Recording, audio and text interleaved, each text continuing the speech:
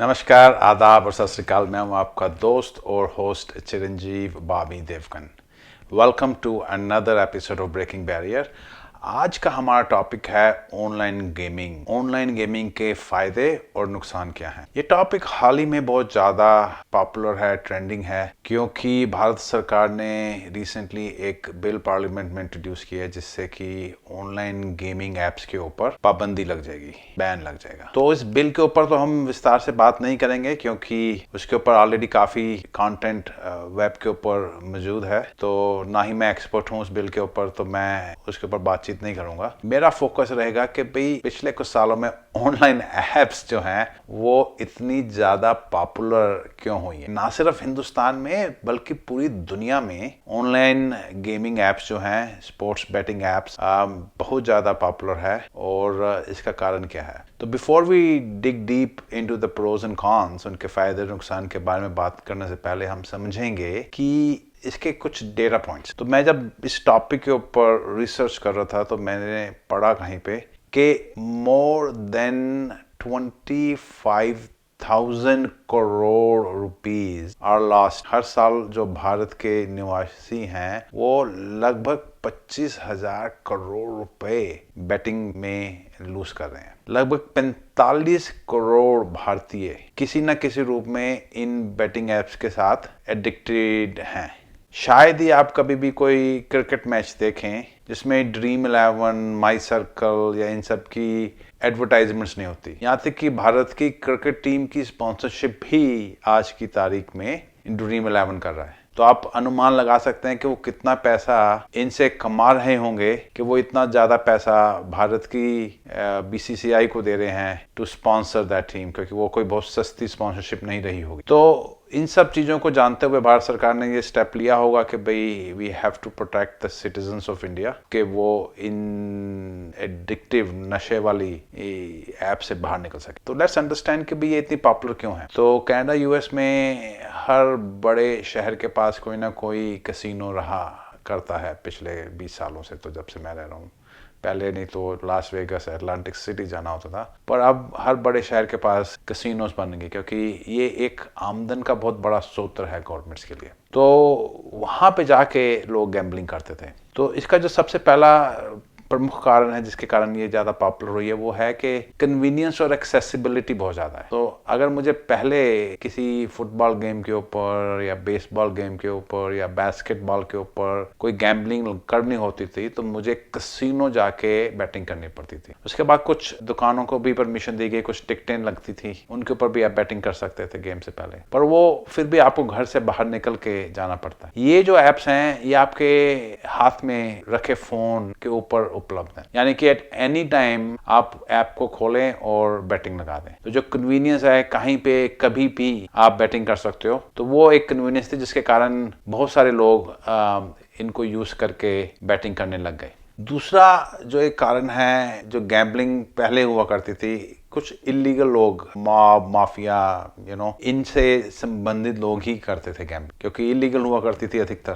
तो वो गैर कानूनी लोगों के साथ संबंध करना मेरे जैसा डरपोक आदमी तो नहीं करता है। डरता बहुत ज्यादा है जो आदमी, तो वो इन जगहों पे जाने से डरता है। तो उस कारण से भी मेरे जैसे लोग कभी गैम्बलिंग नहीं कर पाए। तो जब ये लीगल हो गई तो डरपोक लोग जो मेरे जैसे हैं वो भी सोचते हैं कि चलो यार ये तो लीगल है, इसमें कोई खतरा नहीं है, चलो 2 पैसे कमाने का चांस ही मिल जाएगा। तो वो एक कारण हो गया। तीसरा कारण जो है वो इसकी पॉपुलैरिटी का है कि आपकी जो गेम के साथ एक्साइटमेंट है वो बढ़ जाती है। कि अगर 2 फ्रेंचाइजीज का गेम चल रहा है, मैं दिल्ली में रहता हूँ पर बंगलोर की और पंजाब की गेम चल रही है, तो अमूलन मैं इतना ज्यादा इंटरेस्टेड नहीं हूँ। पर अगर मैं बैटिंग लगाने लगूं कि भाई यार मैं विराट कोहली को पसंद करता हूँ, दिल्ली का लड़का है, तो यार 50 तो ये मारनी चाहिए उसको, तो एक बैटिंग में उसके ऊपर लगा दूं कि 50 बनाएगा। पर वैसे मैं पंजाबी, तो मैं सोचता हूँ यार पंजाब की टीम जीत जाए, तो मैं चाहूंगा कि टीम जो है पंजाब की जीते, पर प्लेयर जो विराट कोहली है वो 50 मारे। तो उसमें अब मेरी गेम की एक्साइटमेंट बढ़ गई, जिस गेम के लिए मेरे को कोई एक्साइटमेंट नहीं थी बिफोर, क्योंकि अब मेरे पैसे लगे हुए हैं तो मेरे को वो गेम थोड़ी सी एक्साइटिंग लगेगी, तो उससे जो है टीआरपी गेम की बढ़ जाती है, मेरा इन्वॉल्वमेंट बढ़ जाता है, तो लोग देखते हैं एक्साइटमेंट के साथ। चौथा जो है, क्योंकि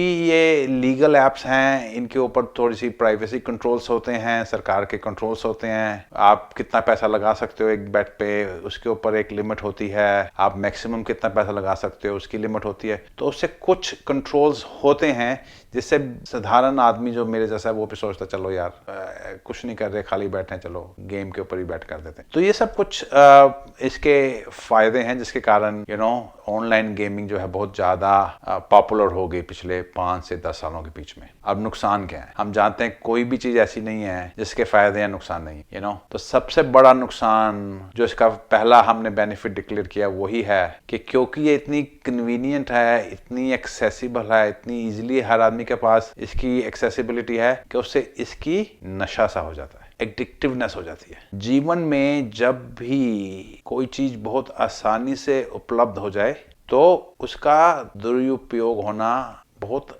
इजी हो जाता है। और दूसरी चीज, लोग सट्टाबाजी क्यों करते हैं, गैम्बलिंग क्यों करते हैं? ये कोई नई चीज नहीं है सट्टाबाजी करनी। मेरे कल जिस दिन इंसान ने होश संभाला होगा, उनको एक तरीका होगा कि भाई हम शॉर्टकट से पैसा कमा लें। हम जब बच्चे थे तो लूडो खेलते थे और एक खेल होती थी सांप सीढ़ी, और हम सब बहुत खुशी से खेलते थे। क्यों? उसमें एक्साइटमेंट होती थी कि आपने सीढ़ी का नंबर आ गया, आप फटाक से ऊपर चले जाओगे, और डर भी होता था कि अगर सांप ने काटा तो फटाक से नीचे आ जाओगे। तो वो एक्साइटमेंट रिवार्ड का और वो डर सांप के काटने का, उससे गेम इंटरेस्टिंग होती थी। और वही जब बड़े होते हैं तो हमें शॉर्टकट चाहिए होते हैं गैम्बलिंग के, कि अगर आपका नंबर लग गया तो आप पैसा, हार गया तो नुकसान। तो वो चाहे शॉर्ट टर्म गैम्बलिंग कैसीनोस में जाके करो, चाहे आप ऑनलाइन गैम्बलिंग में करो, या स्टॉक मार्केट में डे ट्रेडिंग करो। कई लोग मुझसे नाराज होंगे कि मैंने डे ट्रेडिंग को भी सट्टेबाजी में इंक्लूड कर दिया, पर मेरा जो एक्सपीरियंस है वो यही है कि भाई अगर आप डे ट्रेडर हो तो आप स्पेकुलेशन कर रहे हो। स्पेकुलेशन माने जो चीज आपके कंट्रोल से बाहर है। अब विराट कोहली 50 बनाएगा, विराट कोहली के हाथ में है, वो अगर मिस्टेक नहीं करेगा तो बनाएगा, अच्छी शॉट सिलेक्शन करेगा तो बनाएगा, अगर नहीं करेगा तो लूज करेगा, पर उसके हाथ में है।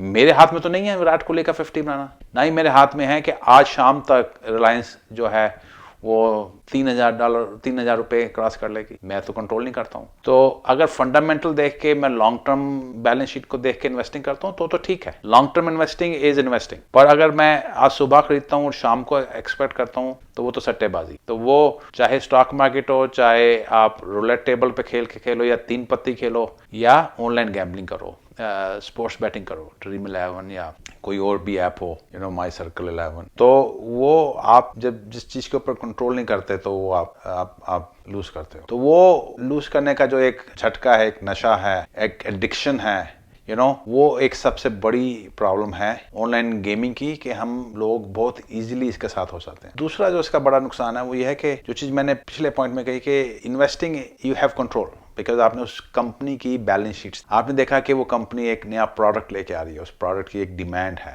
और जो उन्होंने पायलट मार्केट्स में गए, उस मार्केट में उनको बहुत अच्छा रिस्पांस मिला। तो ये चीज जो है आने वाले समय में ऊपर ले गई। या अगर आप कॉलगेट देखते हो, आप कहते हो कि भाई हर आदमी कॉलगेट टूथपेस्ट यूज, और हर सुबह लोग उठते हैं और टूथपेस्ट यूज करते हैं तो कितनी हजार ट्यूब्स खत्म हो जाती है। आबादी हमारी बढ़ रही है, जनरल अवेयरनेस बढ़ रहा है, तो कॉलगेट का जो स्टॉक प्राइस है आने वाले समय में ऊपर जाएगा, क्योंकि लोग खरीदेंगे। जब खरीदेंगे तो कंपनी का रेवेन्यू बढ़ेगा। अब उस बेसिस पे मैं इन्वेस्ट कर रहा हूं और मैं ये मान के चल रहा हूं कि अगले 10 सालों में, 20 सालों में वो ऊपर जाएगा, तो ठीक है। पर अगर मैं कहता हूं कि भाई आज सुबह मैं पैसा लगाता हूं, शाम को कॉलगेट जो है वो ऊपर जाएगा, तो वो सट्टेबाजी है, तो वो कंट्रोल नहीं है। तो जो दूसरी चीज ऑनलाइन गेमिंग लाती है, एक फॉल्स सेंस ऑफ कंट्रोल। लोगों को लगता है कि भाई मेरे को कंट्रोल है। जब आप टीवी की प्री गेम शोज देखते हो, नवजोत सिंह सिद्धू जी बैठे हैं, या इरफान खान जी बैठे हैं, इरफान पठान जी बैठे हैं, और वो बात कर रहे हैं कि भाई क्या लगता है आपको जी,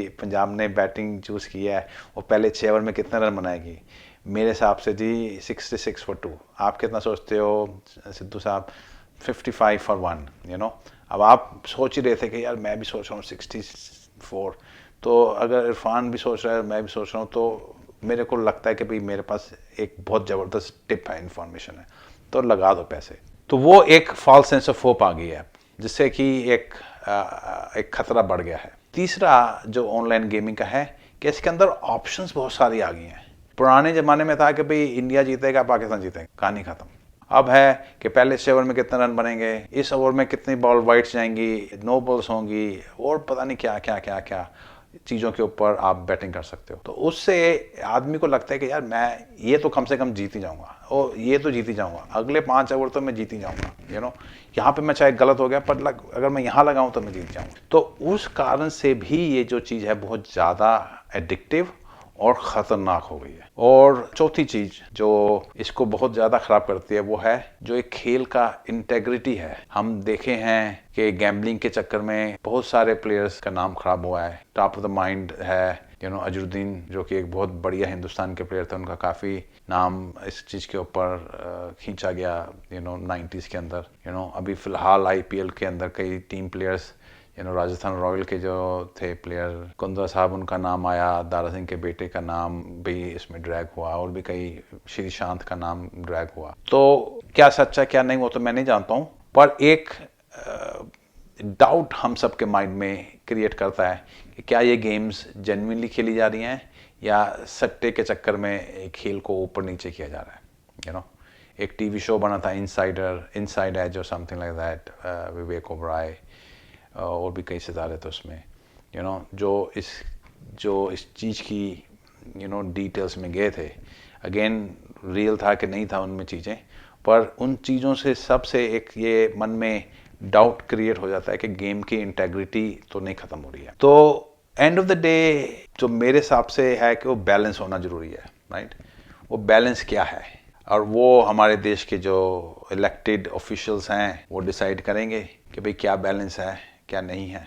पर ये तो यकीनन फैक्ट है कि ह्यूमंस बाय आवर नेचर हमको शॉर्टकट पसंद होते हैं। जहाँ से हम शॉर्टकट से पैसा कमा सकें बढ़िया है, पर जैसे हमने पहले बात की, जहाँ पे सीढ़ी है वहाँ सांप भी है साथ, और हमें घबराना चाहिए, डरना चाहिए उन चीज़ों से, क्योंकि जहाँ पे भी शॉर्टकट होगा वहाँ पे कहीं ना कहीं से नुकसान और ज़्यादा नुकसान का खतरा हमेशा मंडराता रहता है। तो जो मेहनत की कमाई है वो मेहनत की कमाई है, जो ये इजी कमाई है वो बुरी ही है। मैंने तो अपनी बहुत क्लोज नेटवर्क के अंदर देखा है एक दो व्यक्तियों को जिन्होंने अपने घर पूरी तरह से ख़त्म कर लिए ऑनलाइन गेमिंग के चक्कर में। अपना घर, अपनी दुकान, सब कुछ बिक गया उस आदमी का। और जो लोगों को अपनी दुकान पे रखता था वो लोगों की दुकान पे काम कर रहा है। और वर्स्ट केस ये है कि वो अभी भी इस एडिक्शन से बाहर नहीं निकल पाया। वो लोगों से झूठ बोल के कर्जा लेके अभी भी ये काम कर रहा है। तो ये वाकई में एक बीमारी है जो जकड़ लेती है आदमी को। और सबसे बुरी चीज़ ये होती है कि अगर किसी आदमी को कोई और बीमारी लगी हो तो हमारे को सहानुभूति है उसके साथ, हम उनकी मदद करना चाहते हैं।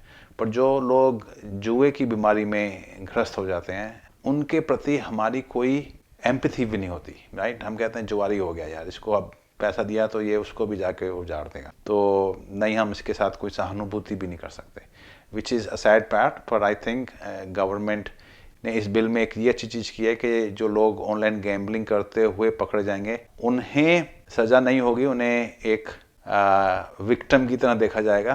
पर हमें कुछ एक्स्ट्रा भी करना चाहिए, उन विक्टिम्स को थेरेपी किसी तरह की प्रोवाइड करवानी चाहिए ताकि वो इस बीमारी को छोड़ सकें, बाहर निकल सकें।